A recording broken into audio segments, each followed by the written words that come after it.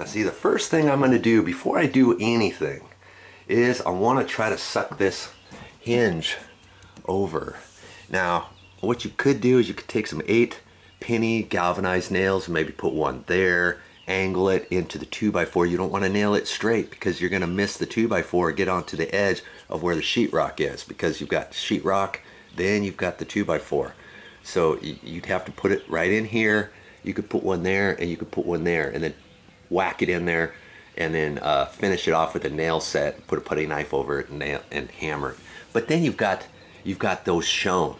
What I like to do instead is I'm going to take this hinge off, I'm going to flap this over, then I'm going to pre-drill some holes in here and ram some 3-inch wood screws into here and hope that sucks it over far enough. Then I don't have to see any nail heads here or anything. It's gonna, what I'm trying to do is make it look like I was never here when I get done with this project. You know what I mean? Okay, so I'm gonna undo this hinge first and get ready to pre-drill these holes.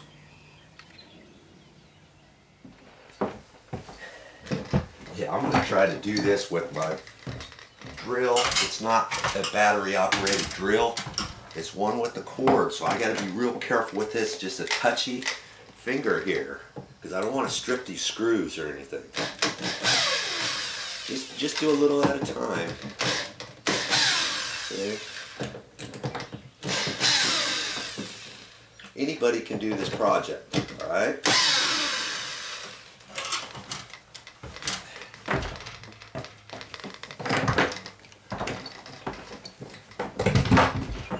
Let's see here.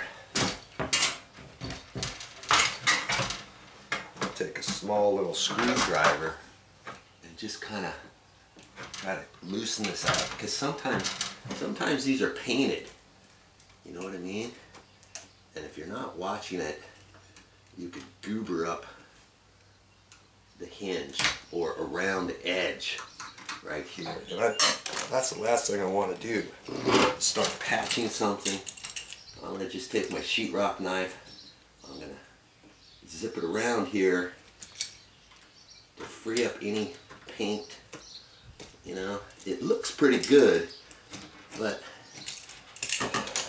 it's still feeling a little tight. You know? Come on. There. See there?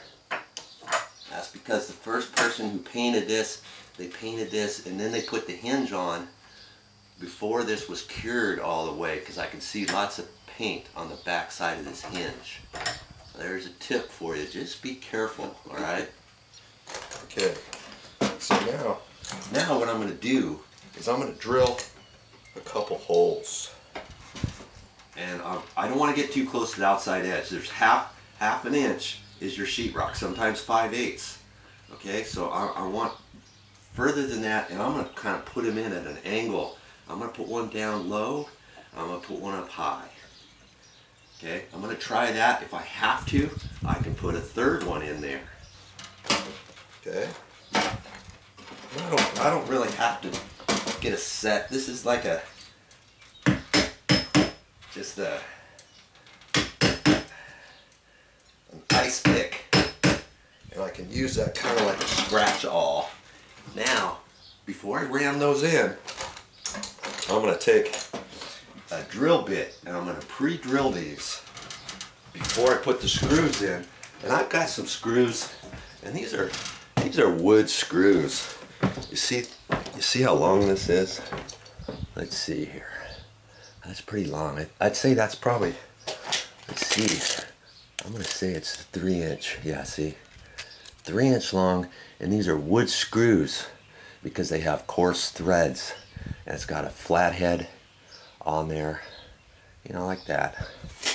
Okay, so that's what I'm going to put in there. So I'm going to find a drill bit.